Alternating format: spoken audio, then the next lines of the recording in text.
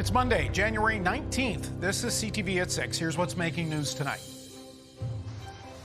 Heavy snow brought down power lines, leaving tens of thousands in the dark. Property assessments and the anxiety they bring coming to a mailbox near you. And I'll have snow reports for the region, plus when a bitter cold will return coming up. Live from our Maritimes News Center, this is CTV News at 6. Here is Todd Battis. Good evening. As we come on air tonight, roughly 37,000 customers in Nova Scotia remain without electricity. Overnight, heavy snow knocked out power to well over 100,000 properties. The weather system also brought the usual round of cancellations and closures. Here's CTV's Callum Smith. Nova Scotia power crews were left battling scenes like this: downed wires and scattered outages. 140,000 homes or businesses, or about 25% of the utility's customers, lost power at the storm's peak. I work from home and I can't work, so I need to put my personal day off. He says a few hours would be understandable, but not a full day. They kept on changing the restoring time from 7:45 a.m. to 11 a.m. and then to 2:45 p.m. and now it's supposed to be now 6 p.m. We definitely understand that power outages can be frustrating for customers. We know that in this event, the heavy, wet snow has stuck to trees and it's caused them to come into contact with our power lines. The utility also blaming poor road conditions this morning, making the job even more difficult. There were several collisions and big rigs getting stuck across the province, closing some highways. But Nova Scotia Power acknowledges the impact was greater than first thought. We have seen a higher number of power outages today than we had anticipated. In Sydney, transit services had a delayed start while the cleanup took place. Schools across Nova Scotia were closed, but for some students, it was work before fun. I got out of bed right away. I ate breakfast. I saw my dad doing the driveway, so I came out after eating.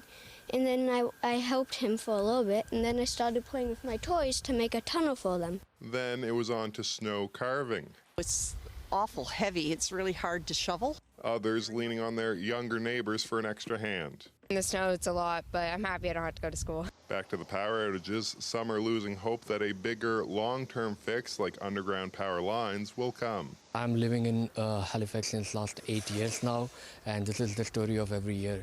So practically this would have some solution, which I don't see coming in shorter time because of all the budgeting and other issues. Now the utility says the majority of customers will be reconnected tonight, but that some outages will linger until tomorrow. An important note for people in the Halifax area: for the second consecutive night, the winter parking ban will be in effect. That's from 1 a.m. to 6 a.m. The city says last night, during the first ban of the season, 63 vehicles were towed and 312 tickets were issued. You're being warned also to not shovel snow onto city sidewalks or streets. Todd. All right, Callum in Halifax, thank you. And Nova Scotia Power's outage map shows many won't be reconnected to the grid until 11 o'clock tonight or later. There's a live look at Lunenburg. It has power. Many of the communities around it, including Mahone Bay, do not. It's currently 1 degree. Let's bring in Callum Mitchell with our first look at the forecast. And Callum, it's interesting, one of the individuals that Callum interviewed in his report there was in a T-shirt, which really gave you a sense of just how the day shifted. Yeah, I mean, temperatures were relatively mild before the heavy snow started, and then relatively mild just behind it as well, which we don't often get here in the Maritimes. A lot of times we have that very cold air in place before the heavy snow moves in, and it's followed up by even more cold air as the winds become west and northwest. Here's a look at some select snowfall reports from around the region. For Nova Scotia, it was about 10 to 30 centimeters of what was in general a very heavy, wet snow. Some parts of the south of New Brunswick picked up 5 to 10 centimeters of snow, even 15 centimeters at Grand Manan. Another area that picked up a significant amount of snow was parts of Prince Edward Island, Charlottetown, and Queens County reported some snowfall amounts at climbed above the 25 centimeter mark, though based on the snow ratio there, that was more of a fluffier snow than what many in Nova Scotia were dealing with. And that's what I want to touch on, snow ratios, because that's what determines whether that snow is sort of a standard snow, a little bit more on the fluffier side, or whether it's that heavy, dense snow that's really hard to make its way or move out of the way. And anytime the ratios are basically below 10 to 1, that's when you're into that heavy, wet snow. And you can see that was the case sort of up and down the Atlantic coastline of Nova Scotia. Here's another way to recap those snow ratios for you. This is what 10 millimeters of water would turn into snow-wise in the event of a number of different types of snow. For wet snow, it could be as little as 5 centimeters. For a standard snow, it'd be about 10 centimeters. And for that really light, powdery snow, the snow that you would love if you're hitting the ski hill, that could turn into about 20 centimeters of snow. And Todd, what determines the snow ratio? It's all about the temperatures ahead of it. And when the temperatures are a little bit milder, closer towards that freezing mark, that's when you get that heavy, wet snow. And when it's bitterly cold, that's when we got our better chance of seeing that light, powdery snow that's easier to move out of the way. That was a good explainer. I appreciate that. We'll see you later for the full forecast. The chief of Tobique First Nation has ordered the temporary closure of the RCMP detachment there after a band member was killed by officers. Police say the man was shot when a domestic incident quickly ramped up. CTV's Nick Moore has spent the day in western New Brunswick. The Serious Incident Response Team has taken over the investigation of a fatal shooting involving the RCMP that happened Sunday night here on the Goodcook First Nation, also known as Tobique First Nation. The RCMP says it was responding to a domestic disturbance call at a residence. In a written statement, the RCMP says a man with an edged weapon advanced towards officers and that an officer deployed a taser that was not effective. The RCMP says an officer then fired their service weapon, striking the male, who was later pronounced dead in hospital. The man who was killed has been identified by family and the First Nation as Bronson Paul. This has to stop. And the RCMPs have to be accountable for what happened here, because this is not right. I am so mad that Bronson Paul, my nephew, he was loved by a lot of people in this community. He has a big family here and we love him.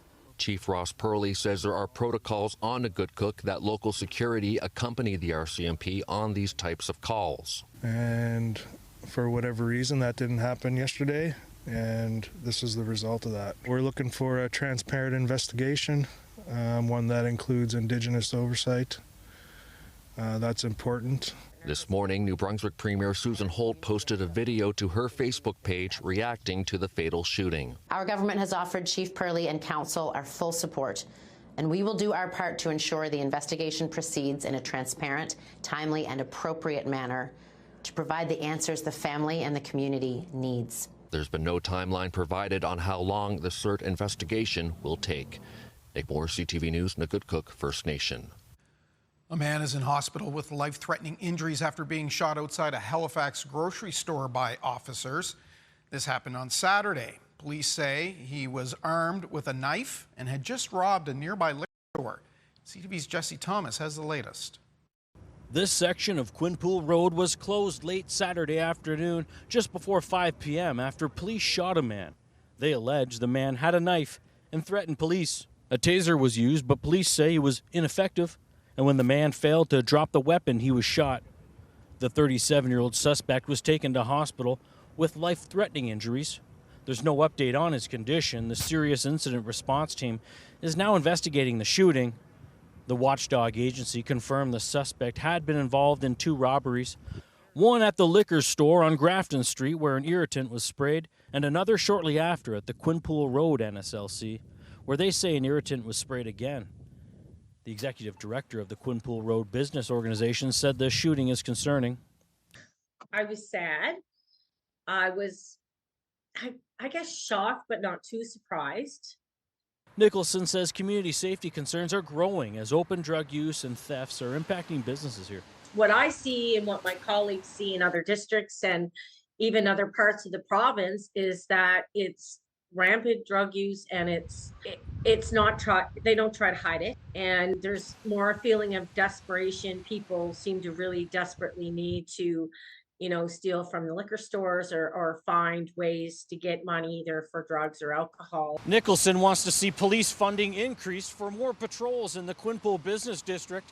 In July, they set up a community safety committee to address these issues. Now, late this afternoon, police say Brent Alexander Julian is scheduled to face a number of charges in provincial court, including 2 counts of robbery and 2 counts of assaulting a police officer with a weapon. The Serious Incident Response Team is asking anyone who may have witnessed the shooting or have video to reach out. Jesse Thomas, CTV News, Halifax. The Jansen Baker double murder trial continued in Moncton today. The jury heard testimony from 2 forensic experts, including details about videos taken at the crime scene. CTV's Derek Haggett is covering proceedings. A retired Mountie who took photos of the crime scene testified at the Jansen Baker double murder trial this morning. The witness walked the courtroom through what he saw inside Bernard and Rosemarie Saulnier's house on September 8, 2019. The forensic expert testified about his observations and exhibits he photographed inside the Dieppe home of the Saulniers, one day after they were murdered. The couple was shot and killed on September 7, 2019. Jansen Baker of Moncton has pleaded not guilty to 2 counts of first-degree murder. Once again, court was shown several photos from inside the home, including graphic images of the bodies of Bernard and Rosemarie Saulnier. The retired corporal was asked about pools of blood, powder burns, and whether or not he thought the bodies were moved. Spent shell casings found in the bedroom where the bodies were found were also shown. One Saulnier family supporter broke into tears and had to leave the courtroom. Baker watched the photos on a monitor from the prisoner's dock and occasionally took notes. Another forensic specialist testified about videos she took inside the home, which included more images of the deceased elderly couple. She also testified about examining a Hyundai Sonata almost 3 years after the murders and finding a 9mm round of ammunition on the floor of the vehicle. The car was abandoned on a Moncton street a little over 3 weeks after the killings. Derek Haggett, CTV News, Moncton. Get the Maritimes top stories, breaking news alerts, and watch live. Download the CTV News app.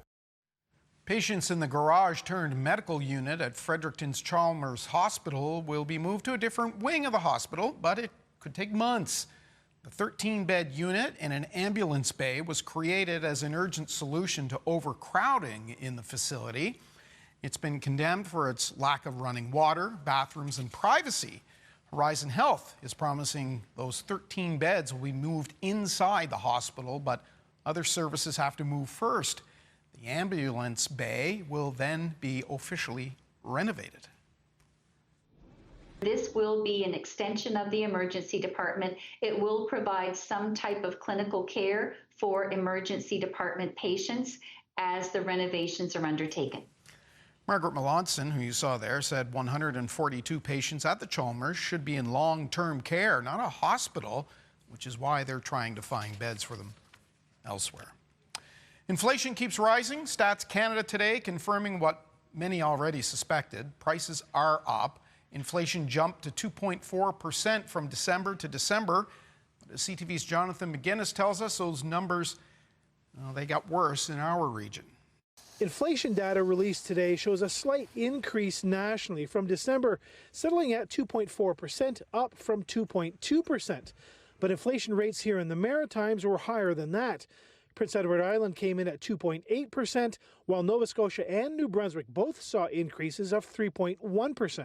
A senior economist with the left-leaning Canadian Centre for Policy Alternatives says there's a reason inflation ticked upwards. What we had last year was the GST holiday, which means that when we compare to last year, prices this year look a lot more expensive, but it's really a temporary effect that's going to go away once we get to the March data.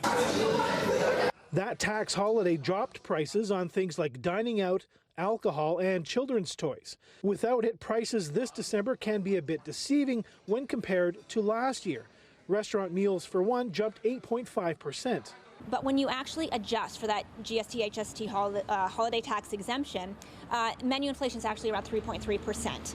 According to the Stats Canada report, food bought at grocery stores jumped 5%, coffee shot up more than 30%, and the cost of beef rose nearly 17%. Offsetting the December numbers a bit was a 13.8% drop in the price of gas. I think it's difficult, especially to be somebody my age. I'm almost 30 and I'm hoping to buy a house one day. That might change, however, in the coming months, at least for those in the market for a house. We're probably going to continue to see mortgage interest costs maybe turn into reverse, so they start to become cheaper compared to where they were in the previous year. It doesn't look like that's what's going to happen when it comes to rents. David McDonald doesn't think these inflation numbers will affect the Bank of Canada's interest rate, which is expected to be released next Wednesday. He predicts it'll stay right where it is now at 2.25%. Jonathan McGuinness, CTV News, Halifax. A housing community is under construction in Amherst that will provide affordable homes to dozens of owners. This is a bird's eye view of the Groves at Hillsdale in Cumberland County. It will feature 47 modular homes, 19 with affordable rent. The remainder will be sold under a shared ownership deal with the United Way and run between $127,000 and $182,000. Eligible buyers must be employed and have a household income between 50 and 80 grand a year. The province is helping to build those units. It's always an anxious time for homeowners in New Brunswick when those property assessments arrive in the mail. The province's property tax freeze should keep bills in check, but as our Laura Brown explains, it's likely a one-year deal. It's that time of the year. Almost 500,000 property assessments were mailed out today, but this year is a little different. So the freeze on the value for taxation is 1 year only. The freeze is to allow for the ongoing overhaul of the entire property tax system, a promise by the Susan Holt government. It means no matter how much your assessment goes up or down, the tax will be the same as last year for the majority of property owners. Some may still go up depending on your community's tax rate. Because of places like Fredericton that has frozen its inside rate, Rossay, Quispamsis, Moncton, Riverview, Dieppe, St. John, off the top of my head, hundreds of thousands of New Brunswickers are going to see the benefits of having a freeze on the value for taxation in 2026. The freeze is good for 1 year only, meaning you may be on the hook for those tax increases next year. But property owners do have spike protection, which caps a yearly tax increase at 10%. A freeze can be tough on communities. Investing in infrastructure, investing in recreation, investing in community development, all those things cost resources, and inflation doesn't stop just because there's an assessment freeze. So municipalities have to make decisions based on what they have. The minister promises more on the tax reform will be unveiled in the spring, and you can still appeal your assessment. That deadline is February 18th. Laura Brown, CTV News, Fredericton. Assessments are out in Nova Scotia as well. For more on all of this, you can visit our website, ctvnewsatlantic.ca. As the debate continues in southeastern New Brunswick over a proposed gas power plant, one community has put up its hand and said, "We'll take it." The municipality of Tantramar, the chosen site, has opposed it on environmental concerns. But in Grand Lake, council and local leaders say they'd be happy to have it. Our community is open for business. This area has powered the province for many years with coal. I believe that they look at the Moncton area due to the grid. I believe that if you have a community that doesn't want it and one that does want it, then you can work that grid out. The mayor says they have some infrastructure in place already, and hosting the plant could help boost the economy during the building phase. Adding council and locals in Grand Lake have expressed support for that project. We'll step aside for our first break tonight. When we return, Kaylin has a rather calmer weather forecast, just a few flurries. Before that, though, growing pains on PEI. That strain is showing up in almost every theme that we see. The island is benefiting from immigration, but healthcare and housing are struggling. That's next.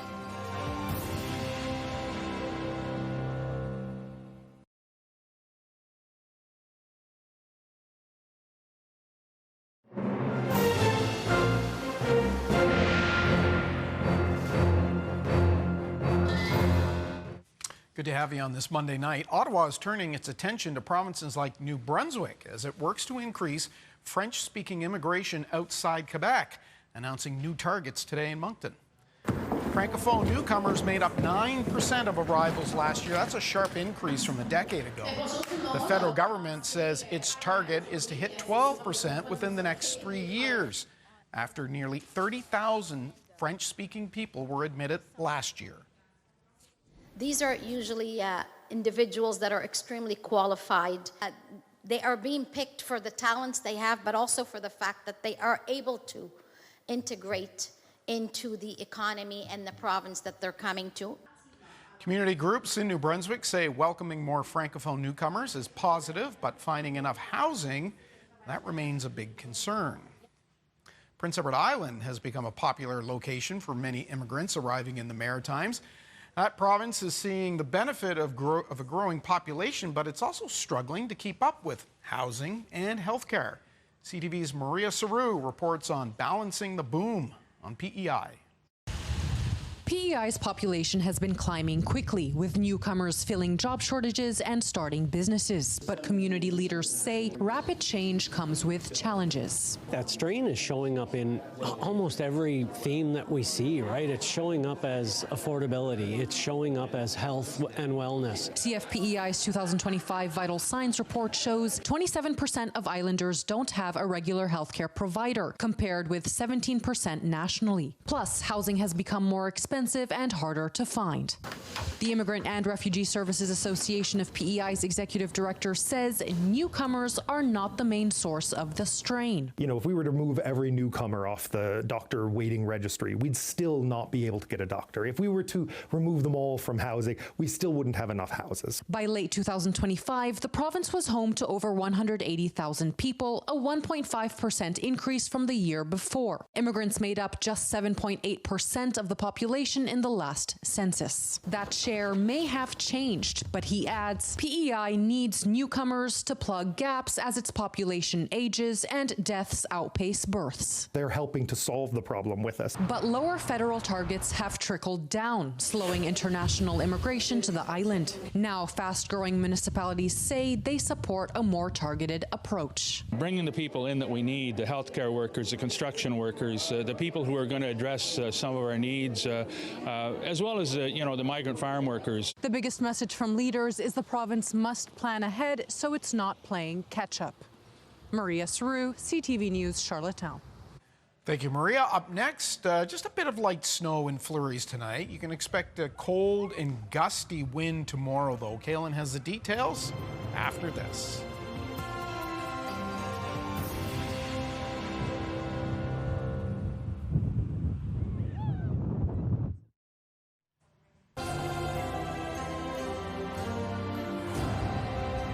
Yeah, that's a pretty familiar scene throughout Nova Scotia today. A snowplow clearing the streets of Sydney.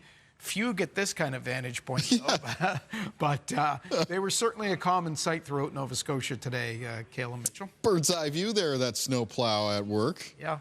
Yeah, and it was tough. It was tough clearing some of this snow around parts of the Maritimes for today, as it was very heavy and wet. Yeah. Though, as we have seen throughout both 5 and 6, it seemed like a lot of people were getting out there and enjoying it as well.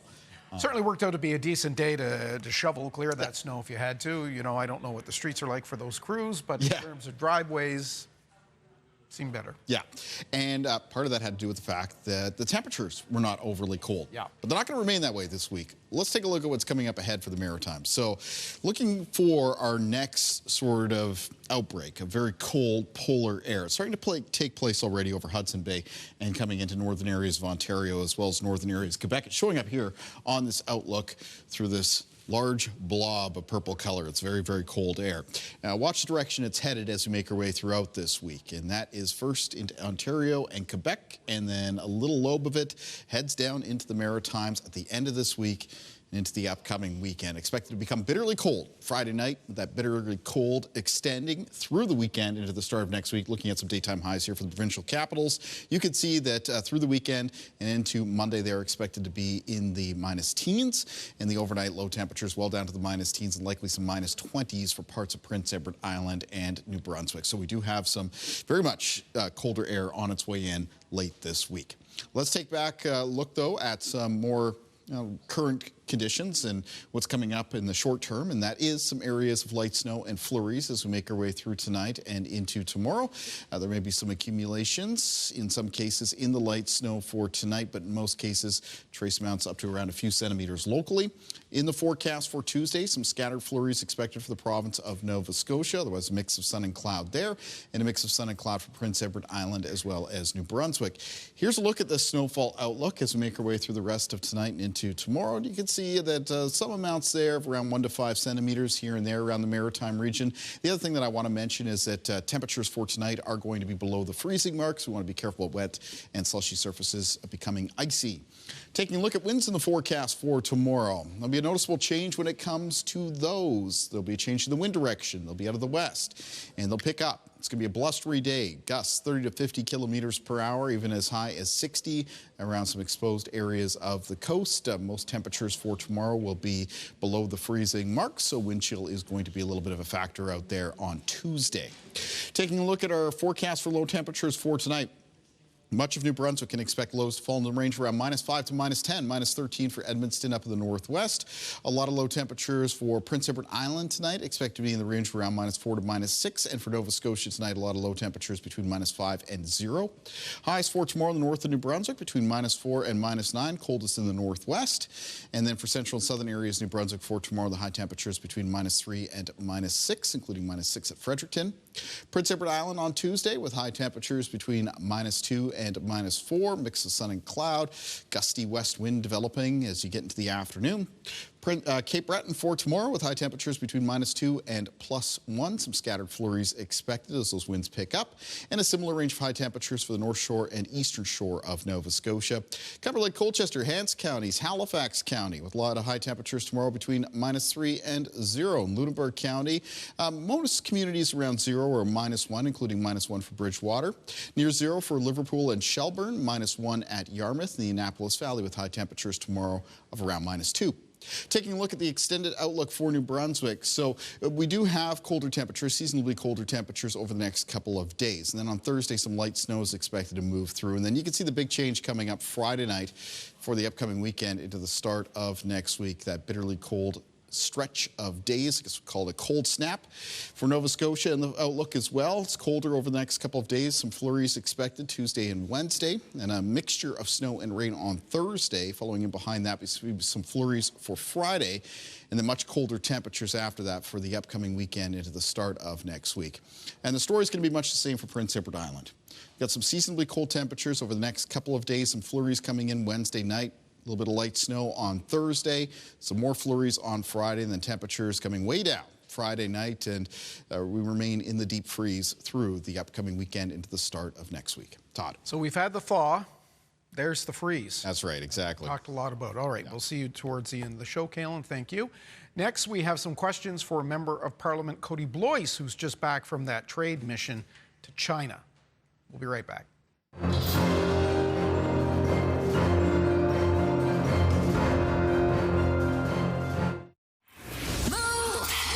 With Aaron and Peter. Tomorrow is the big day. We're giving away our first of 30 trips to beaches, Turks and Caicos. It's Move 100's Password to Paradise. Our first winner tomorrow at 7.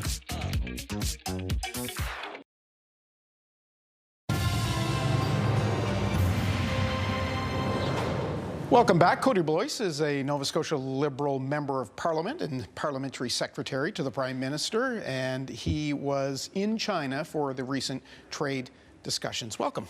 Hi, Todd. Thanks Good to see you. Good to see you. Before we get into discussions about China, I have to talk to you about what's making news today, and that is sources telling CTV News that the Prime Minister is considering sending some troops, perhaps into Greenland for exercise as a part of the European countries that are doing the same. Can you confirm that? What can you tell us about it? What I would say, I mean, it's a question for the Prime Minister. The Prime Minister's been very clear that the future for Greenland is for Greenlanders themselves and the Kingdom of Denmark to make those decisions. He's been very clear about that. He's also been clear about the work that we're doing to protect our own sovereignty and the buildup of the Canadian Armed Forces to protect the North. Any question around what Canada may do in relation to the point you just raised is frankly for Minister McGuinty and the Prime Minister, so I have nothing further to add than what the Prime Minister said thus far. Okay. Okay, being on the East Coast and probably closest to Greenland and our naval service, obviously that's something that we'll have to keep a close eye on. Okay, let's talk about China. You were involved in those discussions. Tariff reductions, notably for this side of the country on crab and lobster, takes the tariff off. It's for 1 year. Yeah. Is that right? So it's close to $1 billion in product, and any Maritimer watching at home tonight knows that the seafood industry, our fishing industry, is absolutely crucial to Atlantic Canada. To put it into comparison, in Nova Scotia, almost $500 million a year last year alone in terms of lobster exports to China. Crab, again, balance between Atlantic and BC coast, but this is extremely important. There's more work to be done on this file, Todd. This is an important start. We know there are other tariff products, halibut, clams, others that we have to continue to engage with the Chinese, but this is a really important start, and it's almost $1 billion worth of seafood explicitly to the Chinese market every year. That is no tariffs whatsoever, and it's important in consideration of particularly American producers that are shipping to China. We now have a better tariff rate access into the Chinese market than the Americans, and very comparable to Australia and Vietnam. And there's some other areas like pork, notably, some beef products that still...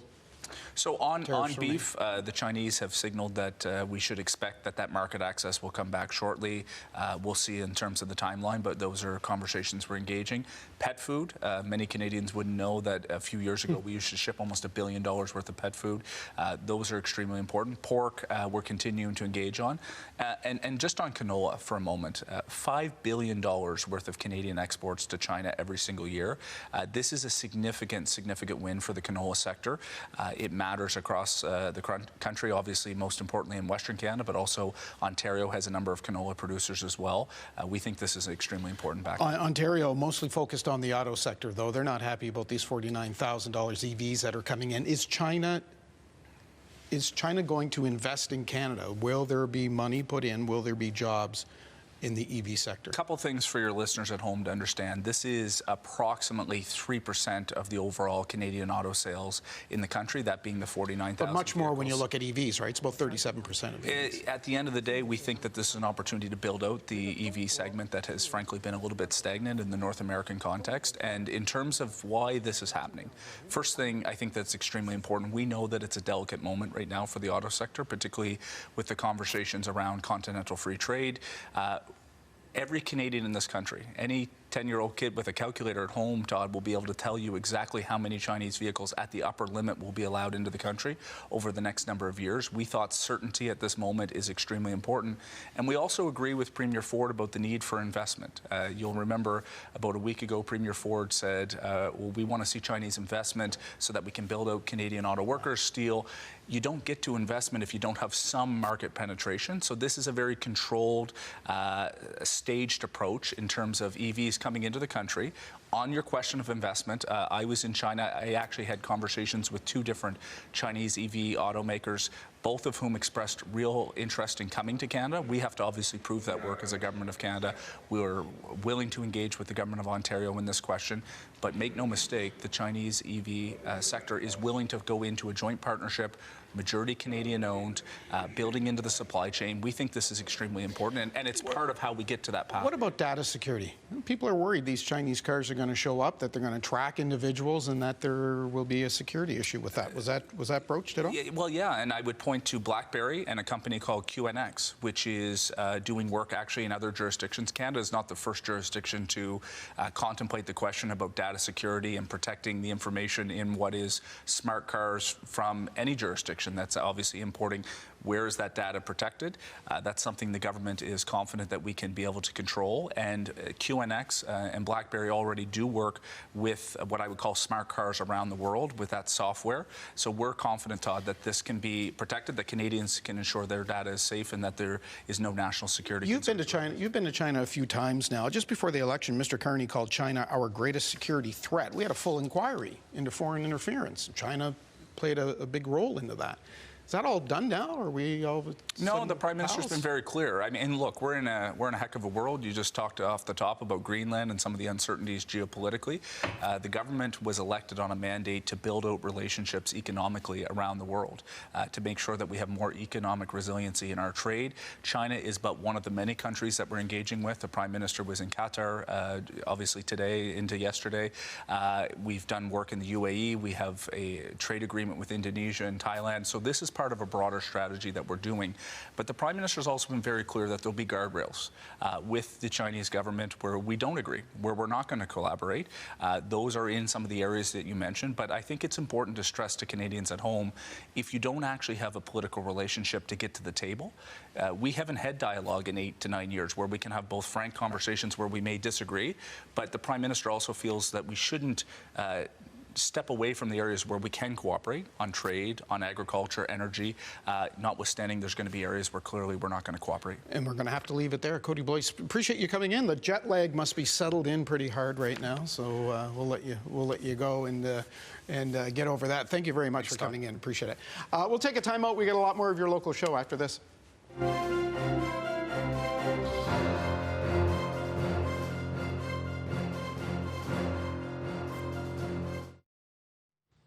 A look at health headlines now. Concerns the FIFA World Cup this summer could strain Canada's healthcare system.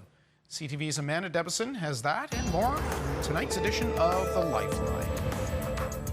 Doctors in Canada's 2 host cities for the FIFA World Cup are concerned an already strained healthcare system could buckle if a sudden surge of patients slams emergency departments during the soccer tournament. In an editorial in the Canadian Medical Association journal, Toronto emergency medicine physician Dr. Catherine Varner says vulnerabilities in the system need to be addressed before 300,000 soccer fans set foot in Toronto and Vancouver in June. She points to the deadly New Year's Eve fire at a bar in Switzerland as an unexpected event that overwhelmed the closest hospital. She says she can't think of a hospital right now in downtown Toronto that could take on 80 patients all of a sudden. Pneumonia was one of the leading causes of death in 2024, with the number of fatalities linked to the disease rising a whopping 20% that year. This is according to Statistics Canada. Experts say public health measures like masking and social isolating meant fewer cases of pneumonia during the pandemic. The overall death rate from pneumonia dropped during COVID because of that. So we're probably seeing the rebound effect following all those public health measures in COVID. And, we're now having COVID, influenza, RSV circulate, and we're probably seeing a rebound effect from that. The report shows respiratory illness moved to the 6th leading cause of death with more than 7,000 deaths. That's up from being 8th the previous year. Finally, Health Canada has announced a national recall for a baby stroller officials describe as a choking hazard. The recall states the grab bar of the stroller is accessible to a child and contains foam material which may release small parts, posing a choking hazard. The 3-in-1 stroller, manufactured by the brand Infans, does not meet Canadian regulations. 270 of the strollers were sold in this country over the past 2 years. No incidents or injuries have been reported. With Health and Medical News, I'm Amanda Debison for The Lifeline. Katie Kelly's off tonight, but we still have entertainment news. A small art movement that's become a big deal, as it has for over 2 decades. One Halifax gallery is promoting a weekend of tiny paintings. That's a big hit with artists and collectors. CTV's Emma Convey now with a wee look. By the end of this week, everything in this downtown Halifax art gallery will be replaced by mini masterpieces by local artists. Art wooden pieces that feature silly seagulls. We have a lot of spooning sardines and cutie little alliterations and felted works. We get a really good variety of everything. For over 20 years, the Argyle Fine Art Gallery has hosted Pre-Shrunk, their largest show, where artists are tasked with making miniature 4x6 pieces and given the chance to sell them. Christmas has just ended and we all need sort of a reason to feel creative and get excited about something, and it feels really attainable to do small art, but it's also a really cool exercise that not a lot of people are doing regularly. This year, they had around 1,000 submissions, and their jury selected about 375 pieces that will go on display on the 23rd. And a lot of prep goes into it. It's a lot of little step-by-steps. You know, we take every piece in individually, and then we might have to photograph them, we have to log them, we have to collect them, and then we have to store them, and then eventually we take everything down, clean up all of our walls, and then rehang all 300 and plus pieces. A girl's life could be. So milkshakes, jelly beans, high heels, nail polish. Emma Fisher is a professional illustrator. She's taken part in this show for the past couple years. One thing she loves about it is how creative you can be. The only requirement is to create something mini. There's like a preconceived notion as to what art should be. I think even still in today's world, and especially in the fine art world, and I really wanted to do something that was sort of like a pushback on that, that art can just be beautiful and colorful and fun. It is a little rabbit surrounded by blueberries. This is a watercolor painting. This is the first time Rebecca Wilson has submitted her work in this show. She's grateful to get her name out there. Had me meet a lot of new people, artists, and also people just in the art community, which has been really cool. And as I'm trying to grow my art practice and my business, that's really invaluable. It's free to attend. Each piece of art sells for $175. Emma Convey, CTV News, Halifax.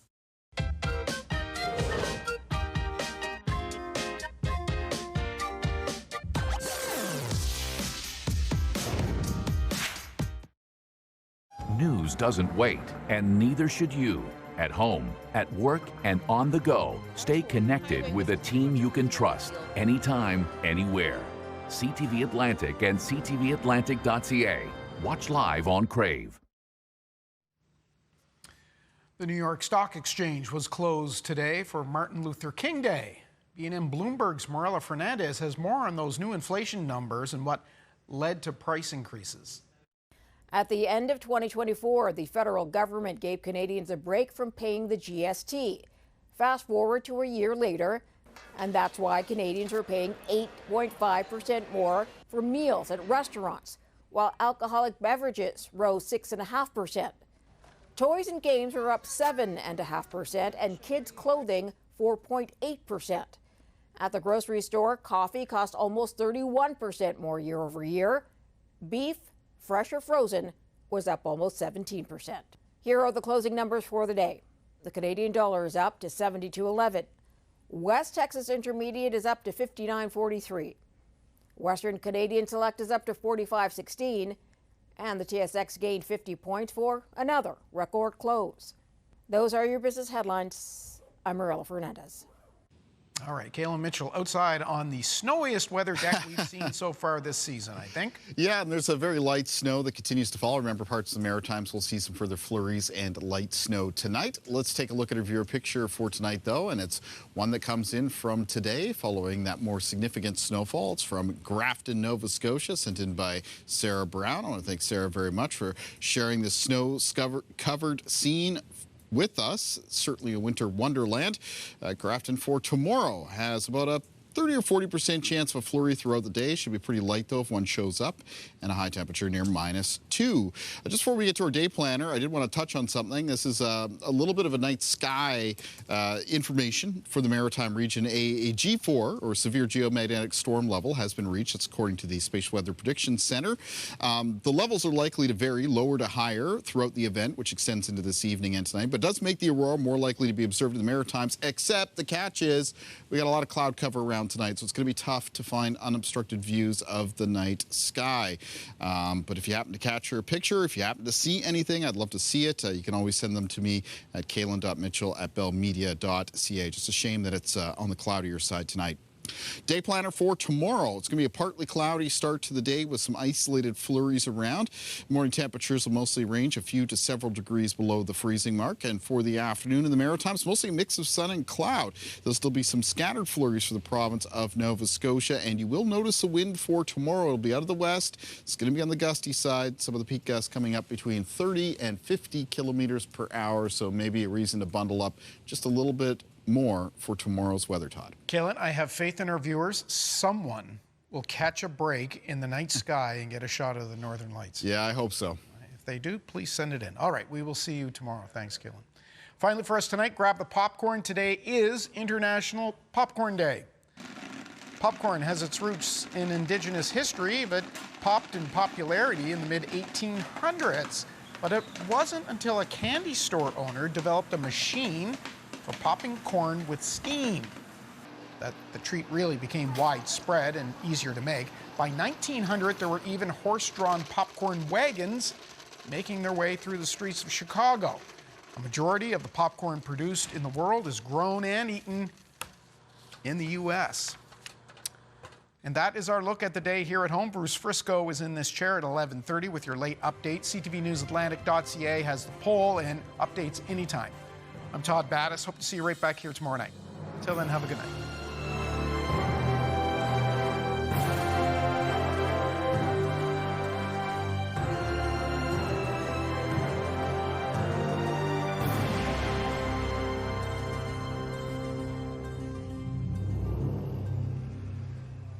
CTV News, the Maritimes' #1 newscast. Watch live on Crave.